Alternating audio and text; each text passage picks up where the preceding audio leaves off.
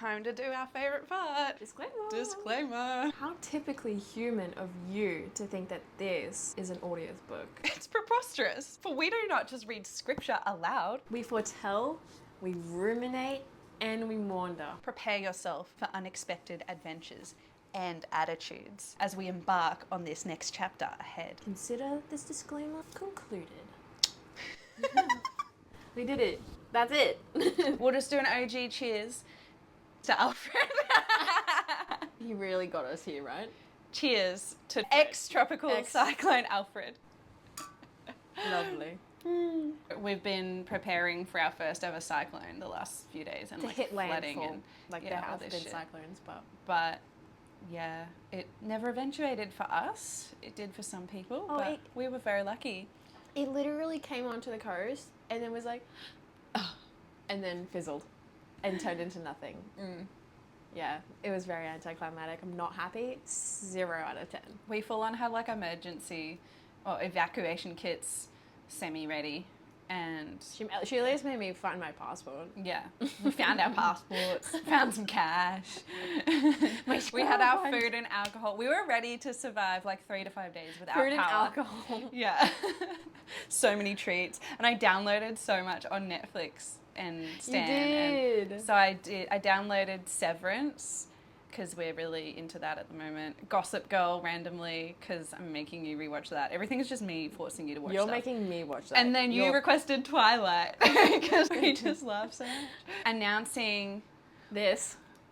we are at a new location. We actually moved out of the dungeon and into this beautifully air-conned lounge room because of Onyx Storm, right? Yeah. Onyx Storm released in, I guess you'll know, January.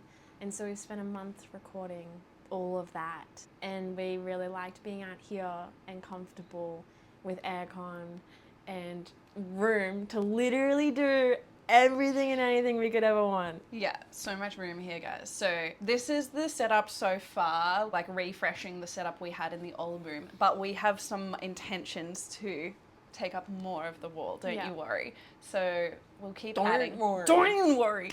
But yeah, so pretty much we were living our best life, like plugging away up to chapter 10 in ACOTAR, and then all of a sudden we went, pause, Onyx Storm comes out, and we were like, should we? I think we should. And we just decided to switch to that. And it felt crazy because I am definitely not usually a person who would read like multiple books at a time. So we put this on hold for a little itty bit, and we were like, yeah, Onyx Storm, we can just send that in a long weekend. No. It took us a month. And yeah, 40 to 50 hours or something we calculated. I That think it was was fun. 44 hours of recording. Yeah. Yeah. And that's not editing. That's going to be a lot more editing Oh, than yes. that. Yeah, it was cool though because what's the word for how we really digest ACOTAR? The Ruminate or maunder? maunder. We really maunder.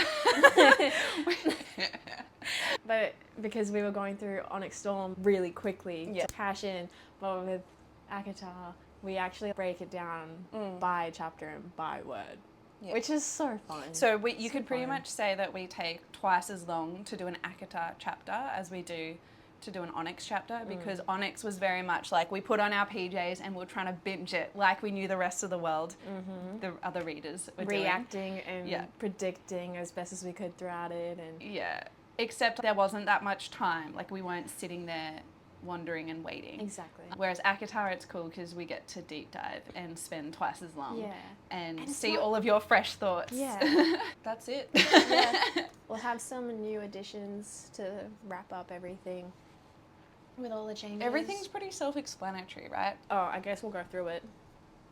You reckon?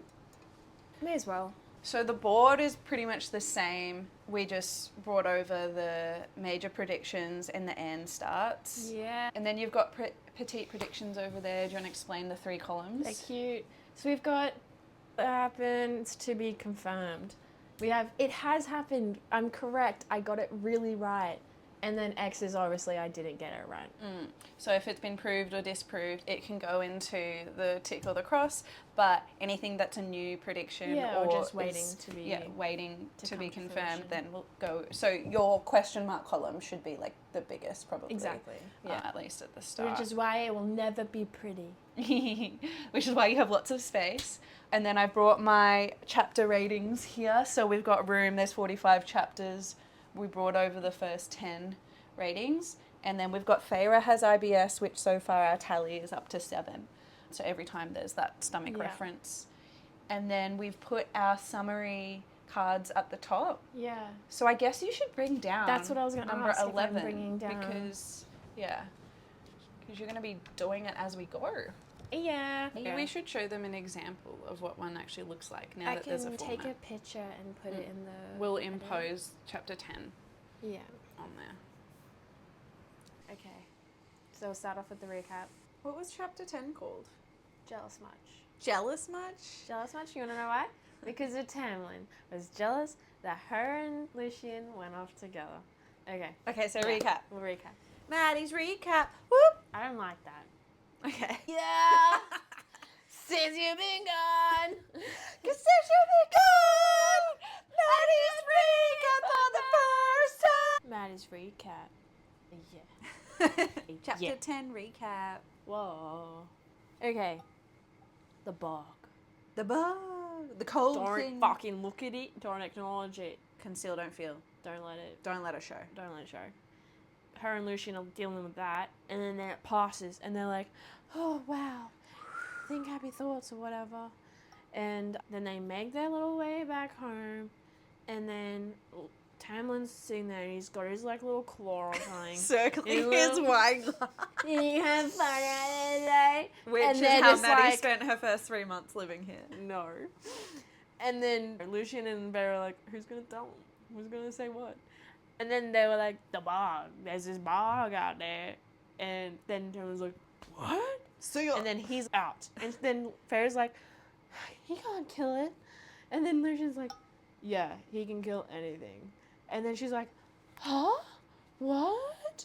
Anyways, dinner's done. She's in her bedroom. And then she's at her window like, oh, where's Tamlin? Is he okay? But I don't care if he's okay. And do we know what the time is? No. It's late. It's really early in the morning. I should be asleep by now. Blah, blah, blah. Yeah. And then she's like, what is that? Daddy? Daddy? But it's not. Is it? We think. Impy? Impy? Chapter 10 Or done. admirable. Now we're into chapter 11. That was a beautiful recap. Thank you so much. And it was called Jealous Much. Jealous Much. Only because of that one little tiny moment we had with Tamlin, who was like, I can't believe you chose Lucian to hang out with today instead of me. Little pussy bitch. What do you think's going to happen in this chapter? Oh, Dad is not her real dad. Yeah. Shapeshifter or something else. Yeah. So your prediction is that this daddy-o is shapeshifter. Yeah, MP is not MP real. ain't daddy. Akatar, chapter 11. I didn't give myself a chance to panic, to doubt, to do anything but wish I'd stolen some food from my breakfast table as I layered on tunic after tunic and bundled myself in a cloak, stuffing the knife I'd stolen into my boot. The extra clothes in the satchel would just be a burden to carry. My father had come to take me, to save me. Whatever benefits Tamlin had given him upon my departure couldn't be too tempting then. Maybe he had a ship prepared to take us far away. Maybe he had somehow sold the cottage and gotten enough money to set us up in a new place, a new continent. My father, my crippled, broken father, had come. A quick survey of the ground beneath my window revealed no one outside, and the silent house told me no one had spotted my father yet. He was still waiting by the hedge, now beckoning to me. Gumcho. At least Tamlin had not returned. With a final glance at my room, listening for anyone approaching from the hall, I grasped the nearby trellis of wisteria and eased down the building. I winced at the crunch of gravel beneath my boots, but my father was already moving toward the outer gates, limping along with his cane. How had he even gotten here? There had to be horses nearby then. He was hardly wearing enough clothing for the winter that would await us once we crossed the wall, but I'd lay it on so much that I could spare him some items if need be. Keeping my movements light and silent, carefully avoiding the light of the moon, I hurried after my father. Are you laughing at her avoiding the light, just darting from shadow to shadow? But I'm imagining if someone's watching her too, they would think she's such a fucking idiot. Yeah. Like, you think you're so slick, but you're actually going, you're such an idiot.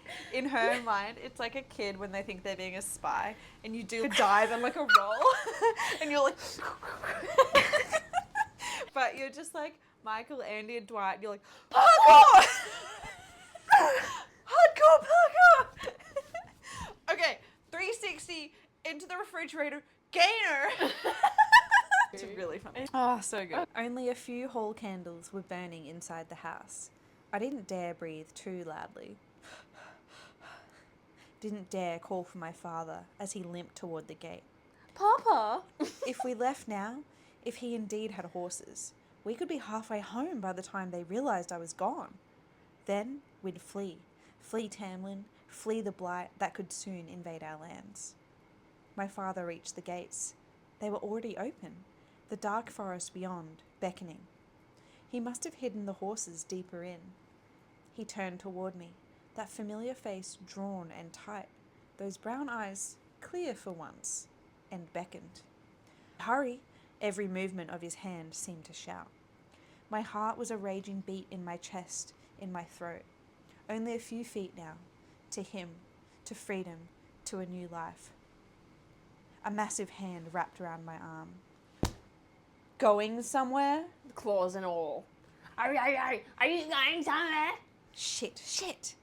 Tamlin's claws poked through my layers of clothing as I looked up at him in unabashed terror.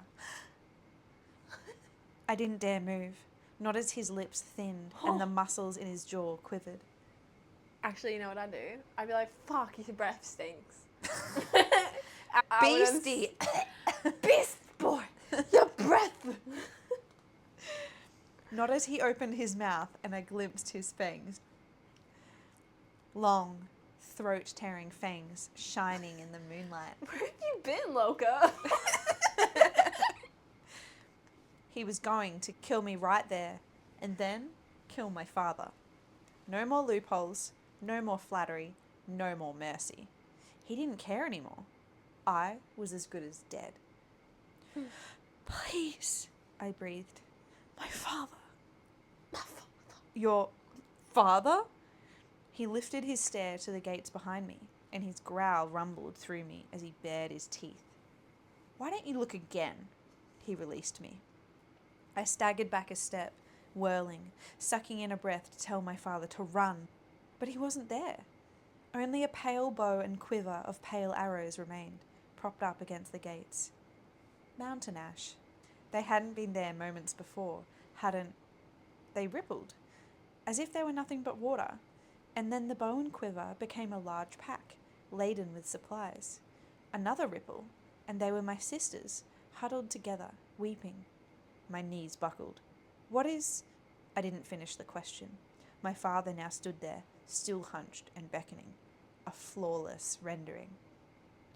Weren't you warned to keep your wits about you? Tamlin snapped. Is it crazy? I like him being really mean now. Actually, I'm into it. Actually, like, why don't you fucking take a look again? And I'll be like, alright. He just grabbed her. Look again, bitch. Look, bitch! What do you think that is? That's so funny. Weird. Okay. That your human senses would betray you? He stepped beyond me and let out a snarl so vicious that whatever the thing was by the gates shimmered with light and darted out as fast as lightning and streaking through the dark. Fool, he said to me, turning. If you're ever going to run away, at least do it in the daytime. He stared me down and the fangs slowly retracted. The claws remained. There are worse things than the bog prowling these woods at night.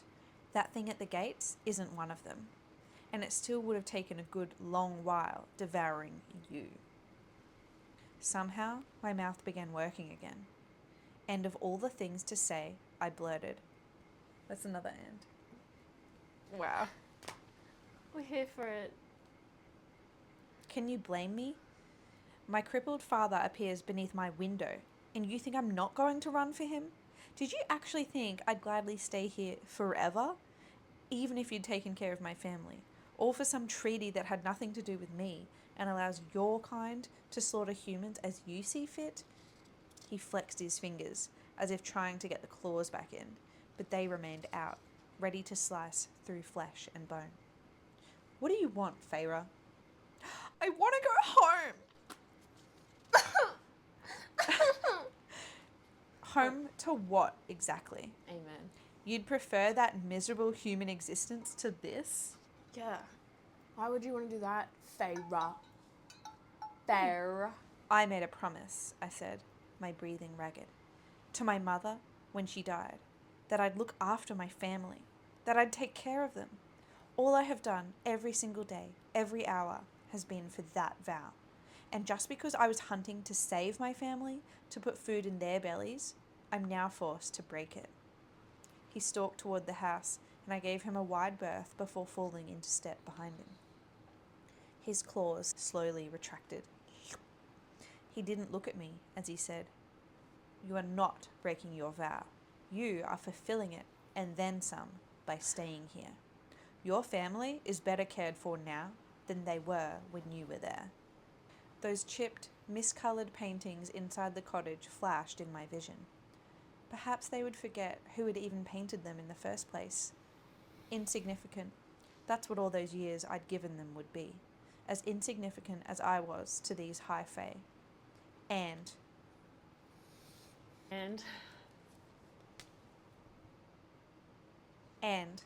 that dream I'd had of one day living with my father with enough food and money and paint, it had been my dream, no one else's.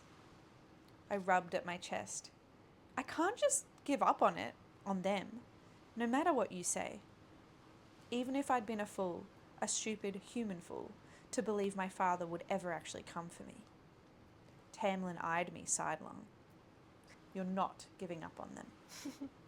Living in luxury, stuffing myself with food, how is that not? They are cared for. They are fed and comfortable. Fed and comfortable. Fed and comfortable. If he couldn't lie, if it was true then it was beyond anything that I'd ever dared hope for. What if he could lie? Then my vow to my mother was fulfilled. It stunned me enough that I didn't say anything for a moment as we walked. My life was now owned by the treaty, but perhaps I'd been freed in another sort of way. We neared the sweeping stairs that led into the manor, and I finally asked, "Lucian goes on border patrol, and you've mentioned other sentries, yet I've never seen one here. Where are they all?" "At the border," he said, as if that were a suitable answer. Then he added, "We don't need sentries if I'm here," because he was deadly enough. Nah. Where are they? I tried not to think about it, but still I asked, "Were you trained as a warrior then?" "Yes." When I didn't reply, he added, "I spent most of my life in my father's war band on the borders, training as a warrior to one day serve him or others. Running these lands, it was not supposed to fall to me." Where? Wow. Where? The flatness with which he said it told me enough about how he felt about his current title, about why the presence of his silver-tongued friend was necessary. Yeah. But it was too personal, too demanding, to ask what had occurred to change his circumstances so greatly. So I cleared my throat, and I said, "What manner of fairies prowl the woods beyond this gate, if the bog isn't the worst of them? What was that thing?" What I'd meant to ask was, what would have tormented and then eaten me? Who are you to be so powerful that they pose no threat to you? He paused on the bottom step, waiting for me to catch up. "A puker. They use your own desires to lure you to some remote place. Then they eat you. Slowly. It probably smelled your human scent in the woods and followed it to the house." Did someone call me a cannibal lately? Yeah, Kyle. Why was that? I don't I was just sitting here like going, I would eat someone, and then I was like, wait, no, someone called me a cannibal recently. I just don't remember why. I shivered and didn't bother to hide it. Tamlin went on. These lands used to be well guarded. The deadlier fairies were contained within the borders of their native territories, monitored by local Fey lords, or driven into hiding. Creatures like the Puka never would have dared set foot here. But now, the sickness that infected Prithian has weakened the wards that kept them out. A long pause, like the words were choked out of him. Things are different now. It's not safe to travel alone at night, especially if you're human. Because humans were defenseless as babes compared to natural-born predators like Lucian and Tamlin, who didn't need weapons to hunt. I glanced at his hands, but found no trace of the claws, only tanned, calloused skin. What else is different now? I asked, trailing him up the marble front steps. He didn't stop this time, didn't even look over his shoulder to see me as he said, everything. Time is passing. So I truly was to live there forever. As much as I longed to ensure that Tamlin's word about caring for my family was true, as much as his claim that I was taking better care of my family by staying away, even if I was truly fulfilling that vow to my mother by staying in Prithian, without the weight of that promise, I was left hollow and empty. Over the next 3 days, I found myself joining Lucian on Andrus's old patrol, while Tamlin hunted the grounds for the bog, unseen by us. Despite being an occasional bastard, Lucian didn't seem to mind my company, and he did most of the talking, which was fine. It left me to brood over the consequences of firing a single arrow. An arrow. I never fired a single one during those 3 days as we rode along the border. That very morning I'd spied a red doe in a glen and aimed out of instinct, my arrow poised to fly right into her eye as Lucian sneered that she was not a fairy at least. But I'd stared at her, fat and healthy and content, and then slackened the bow, replaced the arrow in my quiver, and let the doe wander on. I never saw Tamlin around the manor, off hunting the bog day and night, Lucian informed me. Even at dinner, he spoke little before leaving early, off to continue his hunt night after night. I didn't mind his absence. It was a relief, if anything. On the third night, after my encounter with the Puka, I'd scarcely sat down before Tamlin got up, giving an excuse about not wanting to waste hunting time. Lucian and I stared after him for a moment. What I could see of Lucian's face was pale and tight. "You worry about him," I said. Lucian slumped in his seat. Wholly undignified for a Fey Lord. Tamlin gets into moods. You've got a moody little boy in our hands. He doesn't want your help hunting the bog. He prefers being alone. And having the bog on our lands, I don't suppose you'd understand. The Puka are minor enough not to bother him, but even after he's shredded the bog, he'll brood over it. And there's no one who can help him at all? He would probably shred them for disobeying his order to stay away. A brush of ice slithered across my nape. He would be that brutal? Lucian studied the wine in his goblet. You don't hold on to power by being everyone's friend. And among the fairies, lesser and high fae alike, a firm hand is needed. We're too powerful and too bored with immortality to be checked by anything else. It seemed like a cold, lonely position to have, especially when you didn't particularly want it. I wasn't sure why it bothered me so much. Time is passing. Where are these people? Where is everyone? Where are they? Where art thou? Where are the sentries? Where are the little fighty little people that would help Tamlin if they let him? Where are people like Andros? Why is it only Lucian that's there? Why is there only Alice and one other chick that helps her wake up and have bed? Like, why wouldn't there be more servants? And a few people with horse masks at the stables. Yeah. To a handful of peeps. That makes no sense for a place that big. I get to read. She reads now. I get to read now! It's my turn. Funny. Okay. Time has passed. We're having a dream.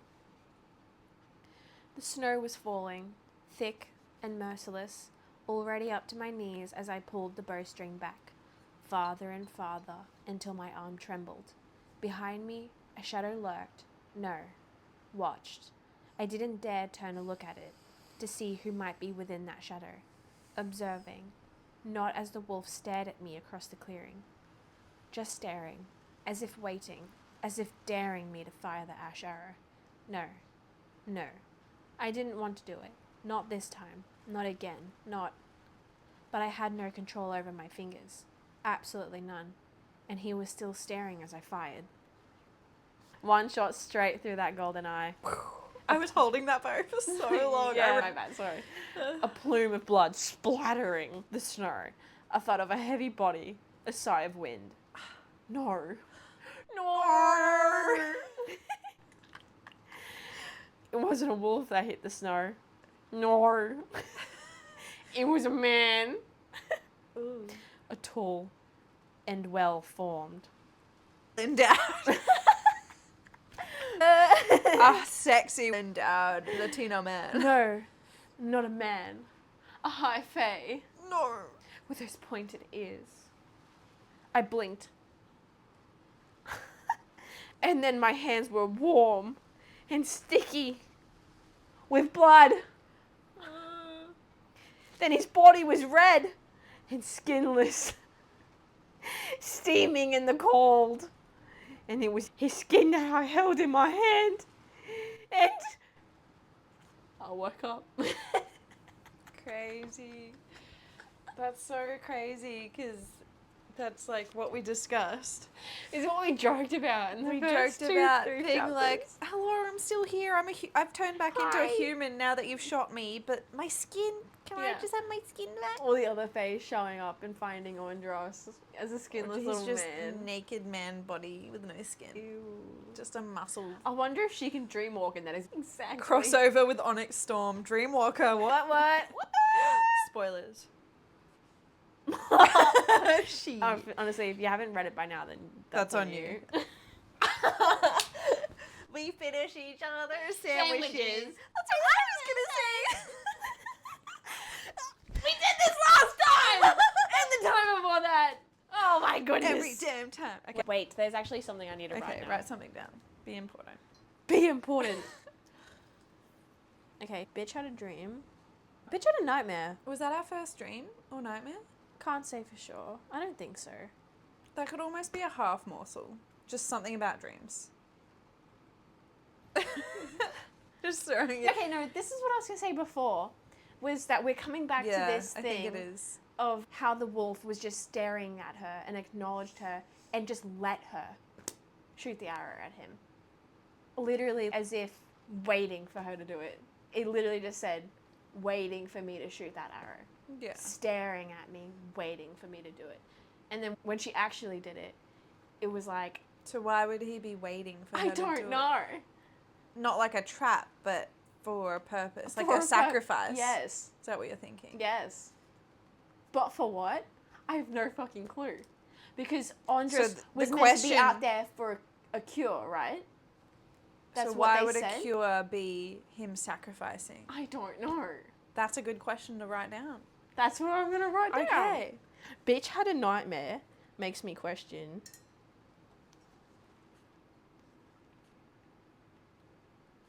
Why did Andros let her kill him? You can always just do questions and thoughts on this if it's not like a prediction, but just down in the abyss below. Do you think that's petite prediction-wise? Andros was sent to let her kill him? Or there's a reason behind her killing him? Is that good enough? Because we've got Beast Andros Boy... was self-sacrificing. Yeah, we've got Beast Boy knows something special about Feyre's fate. Yeah, okay. And so... Andros dying was actually some ulterior motive, ulterior reason. I threw myself awake, sweat slipping down my back, and forced myself to breathe, to open my eyes and note each detail of the night-dark bedroom. Real. This was real. But I could still see that high fae male face down in the snow. My arrow through his eye, red and bloody all over from where I'd cut and peeled off his skin. Bile stung my throat. Not real, just a dream. Even if what I'd done to Andras, even as a wolf, was... I scrubbed at my face. Perhaps it was the quiet, the hollowness of the past few days. Perhaps it was only that I no longer had to think hour to hour about how to keep my family alive. But it was regret, and maybe shame, that coated my tongue, my bones. I shuddered as if I could fling it off, and kicked back the sheets to rise from the bed. That's it? That's it. Why did she leave it there? Anti-cliffhanger. Well, in the middle of a freaking action. No, she just woke up from her dream and went, she's it's not flung real. off the sheets and kicked her feet off the bed. Yeah, that's right. And then what? Keep us guessing, man. Yeah, will she get on the floor? Will she come back onto the bed? That's the guessing I want. Nah, what the hell? What the hell, mate? Alright. She's starting to feel remorse. There were already signs, but that's like full on. Okay, she's starting to acknowledge her remorse. Because she was like, no, he deserved it. Okay. Chapter 11, summary. Yeah. According to Maddy. Dad isn't real. Just a puker shape-shifting thing. Family is taken care of. Where are the people? What is Feyre's purpose now? Tamlin didn't choose High Lord. It was thrust upon him. Take it, you little slag! Tamlin hunts the bog still. Feyre and Lucian spend time patrolling. Bitch had a nightmare. Makes me question, why did Andras let her kill him? She's starting to acknowledge her remorse for her actions. Yeah. What are you going to call this chapter? It's called Reality Check. Reality check. Pretty cool. And the rating out of 10? 4. 4 out of 10. Nothing crazy. Okay. Yeah, besides the puker and then Tamlin having a fucking hormonal session, and other than that, nothing much. Not compared to her being like literally in the bog. Yeah. Nothing crazy. Statistically, we had 2 sentences starting with and. Not bad for an 8-page thing. Usually she throws in 6. Yeah, that was on the lower end of the spectrum. Good job, Sarah. And then I believe you added a new petite prediction. Yeah, my new petite prediction, which is in the question column, because we're going to wait to see if it happens or not. Andras's death was for ulterior motif. It was planned. That's my thing. Which you haven't written self-sacrifice, but that's the gist that I'm getting. Yeah. The tone that I'm getting with that one. So that's interesting. I'll write it in brackets. Self-sacrifice. Hey!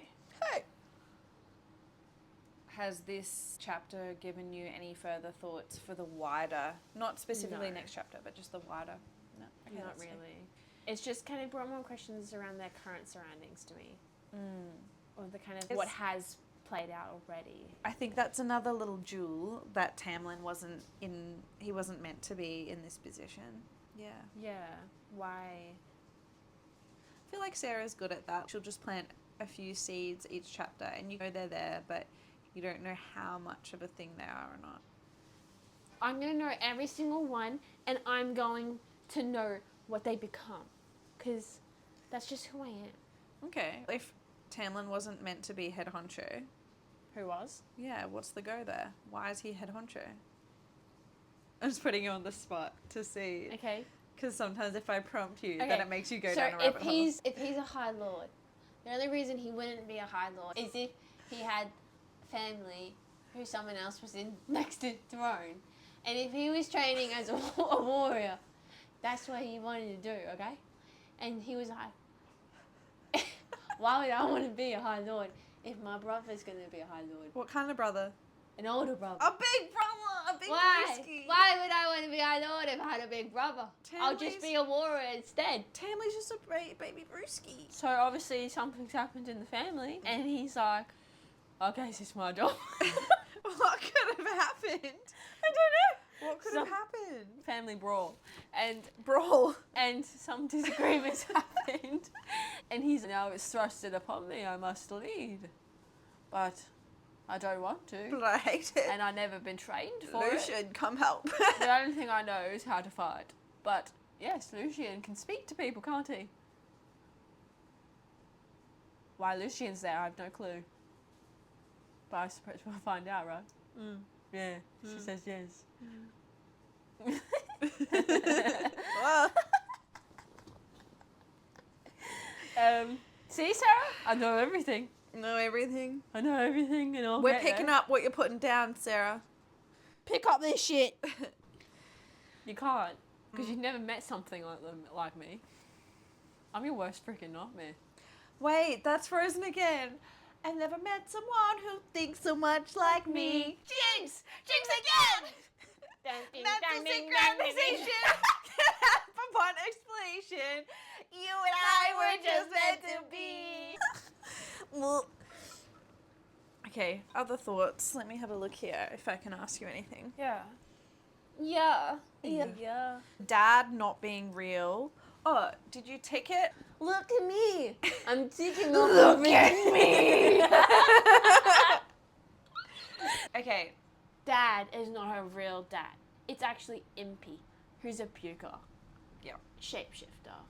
So Maddie gets to move the prediction that Daddy is a shapeshifter into the correct column because it Now ended up being a creature called a puker, which changes into whatever you desire at the time, which is like the opposite of a boggart in Harry Bog. Potter. Thing in the cupboard that is like I the don't greatest sphere. You don't remember that? Oh, okay, yeah. Yeah. Not the name, but I know the cupboard thing. Can we move on to any final thoughts? Okay. Where is everyone? I don't know. I don't know. Tamlin wasn't even meant to be head honcho, Everyone's hiding. and everyone's Everyone's- bounced. Everyone's hiding.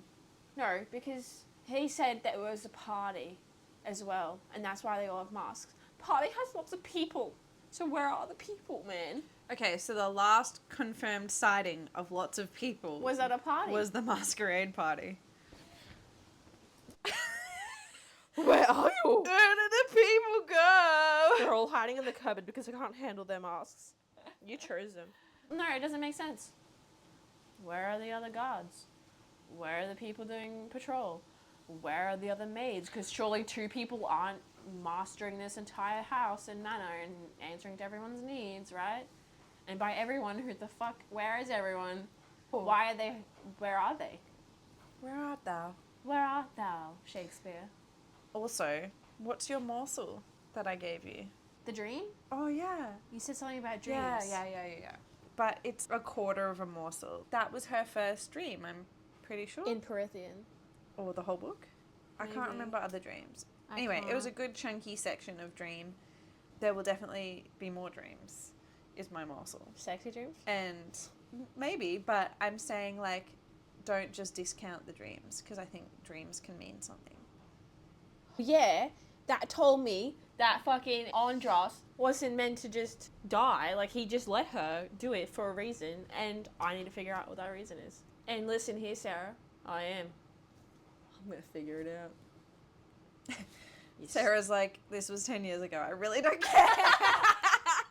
Listen, I'm bringing it back. She's like, all of your answers come in these books. This is for us. It's brand new. For you, it is. For me. It's funny, though. You gave it a what again? 4 out of 10. You gave it a 4 out of 10. Because it's nothing but some morsels. Yeah. Didn't even get that much convo. Just Tamlin having a little hissy. Yeah. I need to go for this bog. She's woken up. Oh my god. On to the next chapter. Yeah. To be continued. She's not even out of her bed yet. Thanks so much, everybody. We'll see you next time. Yeah. Bye, bitches.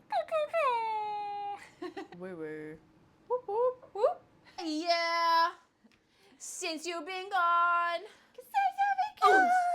Zow. Oh, Wow. wow. Since you've been gone. I can't breathe for the first time. That smells really good in here. Kyle, what are you cooking? Okay. Wow. Yeah, I do want to know. Stir fry. Hoisin beef noodle stir fry. Stir fry. What are you talking about? Wow. Mango? Wine? It's behind the books. Oh, no wonder it's so... No wonder it's so lost. Fucking hell. Can I tell you something funny before you start? Yeah.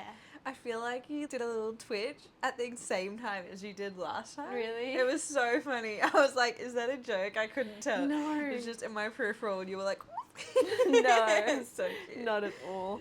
I try to avoid it as much as possible. If you were It's like, so- continuity. I must be authentic.